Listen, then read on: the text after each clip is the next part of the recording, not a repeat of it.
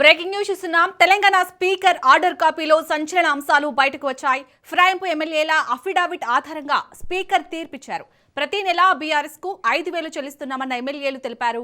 BRS LP కోసం 5,000 చెల్లిస్తున్నామని speaker కు రాసిన లేఖల్లో ఎమ్మెల్యేలు తెలిపారు. పార్టీ మారినట్లు ఎలా భావిస్తారని ఎమ్మెల్యేలు అన్నారు. పార్టీ కోసం కాంట్రిబ్యూట్ చేస్తున్నప్పుడు పార్టీలో ఉన్నట్లే భావించాలన్న స్పీకర్ ప్రసాద్ తెలిపారు.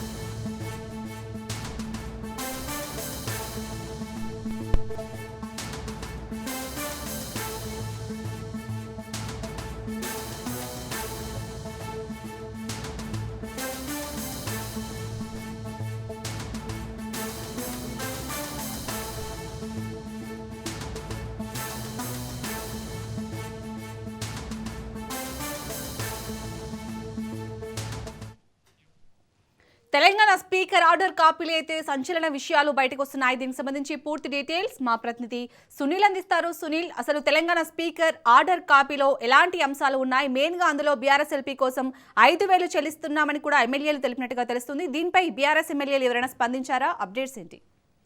ప్రస్తుతం అయితే తెలంగాణ రాష్ట్ర రాజకీయాల్లో తీవ్ర రాజకీయ దుమారం రేపుతున్నటువంటి ఎమ్మెల్యేల అనర్హతకు సంబంధించినటువంటి పిటిషన్ ఇటీవల కాలంలో ట్రిబ్యునల్ చైర్మన్ హోదాలో స్పీకర్ తుది తీర్పు ప్రకటించడం జరిగింది. మొత్తం 10 మంది ఎమ్మెల్యేల్లో 5 ఎమ్మెల్యేలు సంబంధించిన పిటిషన్ని కొట్టివేస్తూ స్పీకర్ సంచలన నిర్ణయం కూడా తీసుకోవడం జరిగింది. ఇందులో ప్రధానంగా స్పీకర్ ఆర్డర్ కాపీలో అనేక కీలక అంశాలు కూడా ప్రస్తావించారు. ప్రస్తుతము ఉన్నటువంటి 5 ఎమ్మెల్యేలు మనం చూడొచ్చు. ఇటీవల కాలంలో 5 డిస్క్వాలిఫికేషన్ అయినటువంటి 5 ఎమ్మెల్యేలకు సంబంధించిన విషయంలో స్పీకర్ ఆ 5 ఎమ్మెల్యే కూడా బీఆర్ఎస్ ఎమ్మెల్యేలే. ఎందుకంటే కొన్ని రీజన్స్ కూడా స్పీకర్ తన ఆర్డర్ కాపీలో చాలా క్లియర్గా మెన్షన్ చేయడం జరిగింది. ఇప్పటికి కూడా వారు బీఆర్ఎస్ ఎమ్మెల్యేలుగానే శాసనసభకు వస్తూ ఉన్నారు.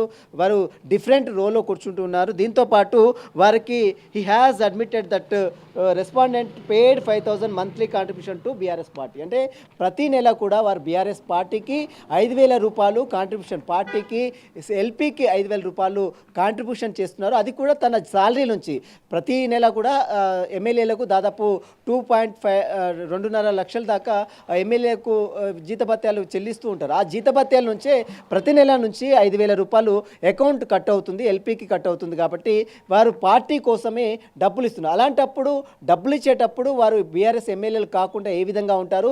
వారు ఖచ్చితంగా బీఆర్ఎస్ ఎమ్మెల్యేలు అంటూ కూడా స్పీకర్ తన ఆర్డర్ కాపీలో చాలా స్పష్టంగా పేర్కొంటుంది. దీంతో పాటు వారు 38 మంది ఎమ్మెల్యేలు, మొత్తం కూడా ఉన్నది 38 మంది ఎమ్మెల్యేలు, వాళ్ళు డిఫరెంట్ రోలో హౌస్లో డిఫరెంట్ రోలో కూర్చుంటున్నారు. ఇప్పటికీ సెషన్లో పాల్గొంటున్నట్లు కూడా చాలా క్లియర్గా శాసనసభ స్పీకర్ చాలా క్లియర్గా తన అఫిడవిట్లో తన ఆర్డర్ కాపీలో చాలా స్పష్టంగా పేర్కొనదండి. దీంతో పాటు నిన్న ముఖ్యమంత్రి రేవంత్ రెడ్డి కూడా చాలా స్పష్టంగా పేర్కొనదండి. జీతభత్యాలు తీసుకుంటున్నారు, బీఆర్ఎస్ పార్టీకి ఫండ్ ఇస్తున్నారు, బీఆర్ఎస్ పార్టీకి ఎల్పీకి నెలకు 5,000 రూపాయలు ఇస్తున్నారు.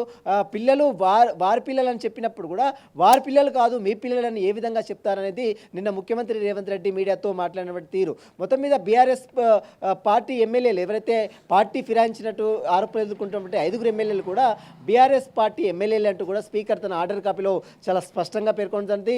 తన అలవెన్స్ తీసుకోవడం కాకుండా, శాలరీస్ తీసుకోవడం కాకుండా, వారు పార్టీకి ఇస్తున్నటువంటి నెలసరి స్టిల్ డేట్ వరకు, అంటే ఈరోజు స్పీకర్ ఏదైతే ఆర్డర్ కాపీ ఇచ్చారో ఆ ఆర్డర్ కాపీ ఇచ్చే స్టిల్ డేట్ వరకు కూడా ఎల్పీకి దాదాపు బీఆర్ఎస్ పార్టీకి తారు 5,000 రూపాయలు తమ శాలరీ నుంచి జీతభత్యాలు చెల్లిస్తున్నామంటూ కూడా చాలా స్పష్టంగా ఆర్డర్ కాపీలో స్పీకర్ చాలా స్పష్టంగా మెన్షన్ చేయడం జరిగింది. దీంతోపాటు ఇప్పటికే 5 ఎమ్మెల్యేలు కూడా, అంటే కడియం శ్రీహరి మాట్లాడారు, గూడెం మైపాల్ రెడ్డి కావచ్చు, కాళే యాదయ్య కావచ్చు, పోచారం శ్రీనివాస్ రెడ్డి కావచ్చు, ఈ ఆర్డర్ కాపీలో ఎవరైతే 5 మాత్రమే ఆర్డర్ కాపీ ఇచ్చారో మిగిలినటువంటి 3 ఆర్డర్ కాపీ మాత్రం ఇంకా వరకు రాలేదు. కేవలం 5 ఆర్డర్ కాపీలు మాత్రమే స్పీకర్ చాలా స్పష్టంగా పేర్కొంటుంది. దీంతోపాటు కడియం శ్రీహరి కావచ్చు, దానం నాగేందర్, ఈ ఇద్దరు ఎమ్మెల్యేలు కూడా, దానం నాగేందర్ కావచ్చు ఎంపీగా బీఆర్ఎస్ పార్టీ నుంచి ఎమ్మెల్యేగా గెలుపొంది బీఫామ్ తీసుకొని ఆ తర్వాత కాంగ్రెస్ పార్టీకి వెళ్ళడం, ఆ తర్వాత కాంగ్రెస్ పార్టీ నుంచి ఎంపీగా పోటీ చేయడం, ఆ తర్వాత కడెన్ శ్రీయర్ కూడా తన కూతురు ఎంపీగా పోటీ చేసి గెలుపొందడం, ఇదంతా కూడా వాళ్ళిద్దరు కూడా చాలా టెక్నికల్గా ఇరుకున్నారు. కాబట్టి వారి విషయంలో మాత్రం ఇప్పటివరకు అయితే స్పీకర్ ఎలాంటి నిర్ణయం తీసుకోలేదు. కేవలం 5 ఎమ్మెల్యేలకు సంబంధించిన విషయంలోనే స్పీకర్ నిర్ణయం తీసుకున్నారు.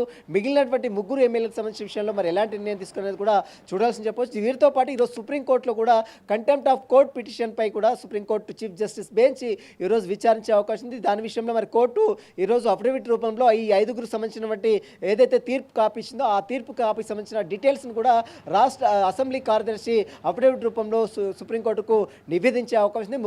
మిగిలినటువంటి 5 ఎమ్మెల్యేలకు సంబంధించిన విషయంలో మరి ఎలాంటి నిర్ణయం తీసుకుంటారు, ఎప్పటిలోగా విచారణ కంప్లీట్ చేస్తారన్న దానిపై కూడా ఈరోజు క్లారిటీ కూడా సుప్రీంకోర్టు నుంచి వచ్చే అవకాశం ఉంది. శాలిని. అలాగే సునీల్, నిన్న కూడా సీఎం రేవంత్ రెడ్డి మీకు స్పీకర్ నిర్ణయం నచ్చకపోతే బీఆర్ఎస్ వాళ్ళు కోర్టుకు వెళ్ళండి అని కూడా ఒక కామెంట్ చేశారు. సో మరి బీఆర్ఎస్ ఇప్పుడు ఏం చేయబోతుంది? ఎందుకంటే ఈ 5 ఈ ఫిరాయింపు ఎమ్మెల్యేలు అయితే మేము కాంట్రిబ్యూట్ చేస్తున్నాం పార్టీ కోసం, అలాంటప్పుడు మేము బీఆర్ఎస్లోనే ఉన్నట్టు కదా అని కూడా వాదిస్తున్నారు. సో నెక్స్ట్ బీఆర్ఎస్ ఏం చేయబోతుంది, నెక్స్ట్ స్టెప్? ఎస్, మనం చూడొచ్చు స్పీకర్ ట్రిబ్యునల్ చైర్మన్ హోదాలో చాలా స్పష్టంగా తీర్పు ఇవ్వడం జరిగింది. ఈ తీర్పును సవాల్ చేస్తూ ఫర్దర్గా బీఆర్ఎస్ దగ్గర ఉన్నటువంటి ప్రధాన అస్త్రం ఏంటంటే రాష్ట్ర ఉన్నత న్యాయస్థానానికి వెళ్ళడం. ఉన్నత న్యాయస్థానం అంటే హైకోర్టుకు వెళ్ళడం.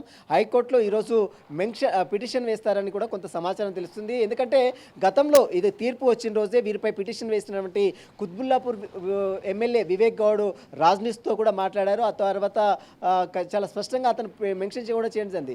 ఎప్పుడైతే ముఖ్యమంత్రి రేవంత్ రెడ్డి ఇచ్చిన స్క్రిప్ట్ని యథావిధిగా స్పీకర్ అమలు చేశాడనేది బీఆర్ఎస్ నేతలు చేస్తున్నటువంటి ప్రధాన అభియోగం. కాబట్టి దీనిపై ఖచ్చితంగా రాష్ట్ర న్యాయస్థానాన్ని ఆశ్రయిస్తాం, ఖచ్చితంగా హైకోర్టును ఆశ్రయిస్తాం, హైకోర్టులో దీన్ని ఎదుర్కొంటాం, ఖచ్చితంగా వీరికి సంబంధించిన దాంట్లో న్యాయ పోరాటం చేస్తామనేది బీఆర్ఎస్ నేతలు చెప్తున్నారు. ఈరోజు అదే అంశానికి సంబంధించిన విషయంపై కూడా కోర్టులో ఈరోజు పిటిషన్ కూడా దాఖలు చేశారు. ఒకవైపు హైకోర్టుకు వెళ్తామని చెప్తున్నారే, మరోవైపు గతంలో వేసినటువంటి కంటెంప్ట్ ఆఫ్ కోర్ట్ పిటిషన్పై కూడా ఈరోజు సుప్రీంకోర్టు చీఫ్ జస్టిస్ బెంచ్ విచారించే అవకాశం. ఇప్పటికే గతంలో ఉన్నటువంటి చీఫ్ జస్టిస్ గవాయ్ మారాడు కాబట్టి ఆ ప్లేస్లో వేరే చీఫ్ జస్టిస్ వచ్చారు. మరి ఈ పిటిషన్కి సంబంధించిన విషయంలో ఎలాంటి నిర్ణయం తీసుకున్నారని మాత్రం సర్వత్రా రాజకీయంగా తీవ్ర ఆసక్తి అయితే నెలకొని చెప్పవచ్చు. ప్రస్తుతం అయితే ఈరోజు సుప్రీంకోర్టులోను, మరోవైపు గతంలో స్పీకర్ ట్రిబ్యునల్ చైర్మన్ హోదాలో ఇచ్చినటువంటి తీర్పును సవాల్ చేస్తూ బీఆర్ఎస్ నేతలు కూడా రాష్ట్ర న్యాయస్థానాన్ని కూడా ఆశించే అవకాశం ఉంది. మరి హైకోర్టుకు వెళ్తే కోర్టు దీన్ని ఏ విధంగా తీర్పు ఇస్తుంది? ఎందుకంటే ఇటు శాసనసభ సభాపతిదే అంతిమ తీర్పు కాబట్టి అతను ట్రిబ్యునల్ చైర్మన్ హోదాలో వచ్చిన తీర్పుని కోర్టులు మరి జోక్యం చేసుకుంటా లేదనేది కూడా చూడాల్సింది చెప్పవచ్చు. శాలిని.